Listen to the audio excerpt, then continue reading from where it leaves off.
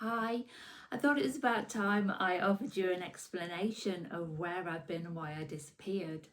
Um, I started the channel when I was very in a bad place, if you like. It was when the conversion of my property had come to a halt. I was really struggling. I was on my own, and you've seen all the vlogs as I've gone along about how I've lived, where I am, what I'm doing. And then I really started to enjoy the chats every week and showing some of the places I'd been to, and it was really good fun. And a couple of the ones I did got some really good views, and I actually felt that I was not just helping myself, that I was helping other people as well. And then it started to get a little bit where it was meant to just be fun, and then you're starting to think about content, and then you're thinking everywhere you go and everything you do becomes about YouTube. What could I put in my vlog? And that isn't really what I wanted it to be about. And as you know, my beliefs, spirituality and things like that is about living in the moment, and I felt that I was kind of selling my soul, if you like, to be there twice a week producing something. And at one time I'd thought this was a really good way I could make an income even. After about 6 months I thought, yeah, this could be good. Followers were coming in, and then YouTube changed everything again, and there was all this hype button came in. AI was kind of taking over. So many of the AI clips are getting so many viewers. So hats off to the people that do this full time, because I had to realise this isn't for me. I didn't want to spend every day sat inside editing, putting things together. I want to meet people, go places and see them, and not always have to record them. So I hope you're going to understand about that. And then YouTube again moved the goalpost and literally halved all my hours and everything like that, and I just thought it's unachievable for little me. So it doesn't mean I've disappeared completely. It just meant I needed a really good rest and practice what I preach, really. And that's what I've been doing. I've had some amazing times. I turned 60 on the 2nd of January, and I've decided not to, it wasn't going to be a 60th birthday party, it's going to be a 60th year of celebration. So I started that at Stonehenge in the morning with inside the stone circle, which was amazing.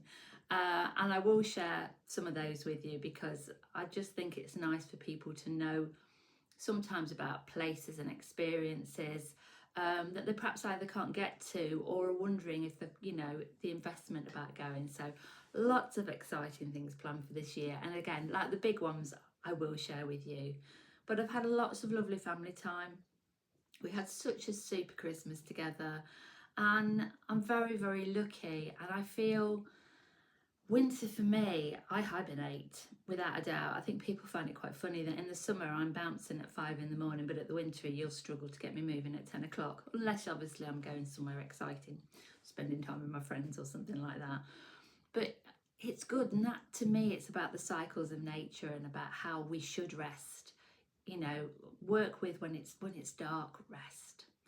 I didn't change my clocks straight away when everybody else did. I actually took nearly a month before I decided to do that, and I worked on old time for quite a while, and I found that really gentle way of allowing my body to adjust as I wanted to. It was quite good fun the first week, trying to arrange to meet people and remembering about the time change, but I thoroughly enjoyed it. And if we have to keep on this the way the time goes, that's the way I should do it again. I'll just allow myself to gradually be ready till one day I go, do you know what? I'm happy to fit in with everybody else. But for that month, I didn't. So what else did I get up to?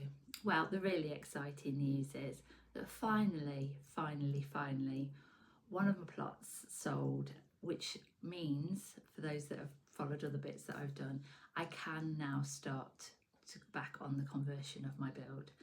I'm really hopeful that if I'm very canny with my money and I still have 2 more plots to sell as well, that we can actually get my home over the line this year. It's funny because since I started, I've met some lovely friends that have skills that can help me as well as my builder. Bless him. It was quite funny. The day that we actually completed on the sale, he was the first person I rang. I should have really rang my family first, but it was like, are you coming back? So I'm very excited about that this year as well. So I do feel last year we talk about the astrological aspects of it, and like the Chinese New Year and the snake last year, that was the shedding of the skin. It definitely has been, for a lot of people I've spoken to, a big process of letting go. And it's not just about things, it can be people, experiences, all those things in your life, just letting them go. And it's been interesting to see what's happened, who's left, what do I not need anymore. I'm so excited about this year. The Chinese New Year starts February 17th and we go into the year of the horse. I've always loved horses as a big horse rider for many, many years. And I love that analogy of the kind of galloping forward. And it will be gradual to start with, I believe, almost like the horse collecting itself, gently ready, and then we're going to go. And I believe for everybody this is going to be a really pivotal, really good year. So I'm wishing you a very happy new year. There will be updates on some of my travels. I'm going abroad, I'm going to different places. There's a lot going to happen. I will be on one of my vlogs, will be updating on the house, because these are things for me that are really important for me to look back on too. So it's not about YouTube and the money, and if you want to come along for the ride with me, that is great. And I do love to hear your comments and interact with you, and thank you. And thank you to the ones that reached out to me and said, where were you? You did jog my memory to come back. So there's going to be, say, apart from the travel and the build, I'm going to do a little vlog on my mum as well, and probably a little bit about her life story, because I do think as people get older, memories get lost. And I was talking to my son the other day, and he didn't know when my mum was born or how she grew up, and I just thought, she's in her late 80s. This is a time to record this, to have that memory. So in the future years when she's no longer with us, we've got something to look back on. So Project Mum's in the pipeline as well. I think it's quite important to have these family times that sometimes are private, but equally it's nice to record as well. So again, all the family have got a chance to share and look back on. So there's where I am. Oh, I mentioned metal detecting. How could I? It's because it's raining and I'm sulking because I can't get out. But I had some really exciting finds last year as well. They're with my finds liaison officer at the minute.